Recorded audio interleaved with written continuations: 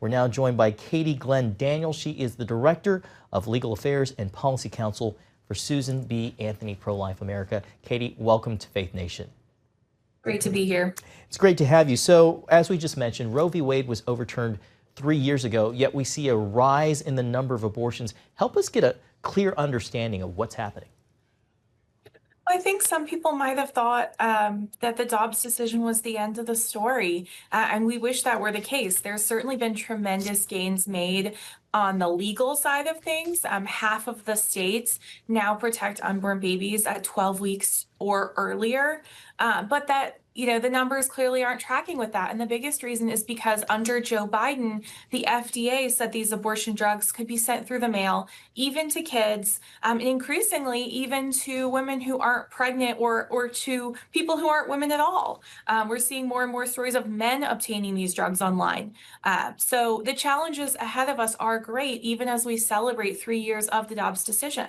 Part of the story involves what's called shield laws. Can you talk about what they are and how they contribute to the rise in abortions in America? A shield law is a law that basically says that an abortionist who lives in a blue state like New York or California or Illinois cannot be punished if they break another state's laws or even if they harm a woman. We're starting to see some lawsuits filed against one doctor in particular. And the reason for this is because multiple women who have gotten abortion drugs through her service have ended up in the emergency room with serious bills, with physical and emotional harms from these abortion drugs. But New York State says, that's too bad. It's more important for us that she stays in the market than that these women get justice. The president's big, beautiful bill aims to defund Planned Parenthood. Are you concerned that that might not be included in the Senate version?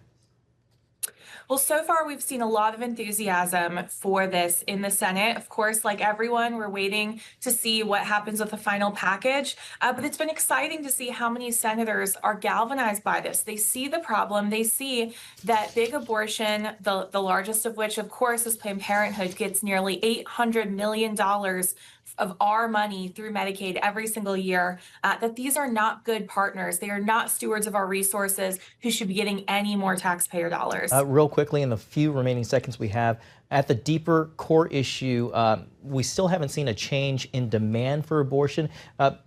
What is SBA Pro-Life America doing to change the hearts and minds of women who are considering abortion in about the few seconds we have left?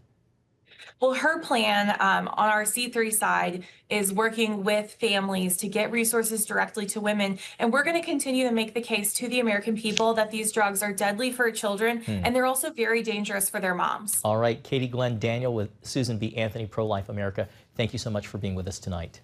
Thank you.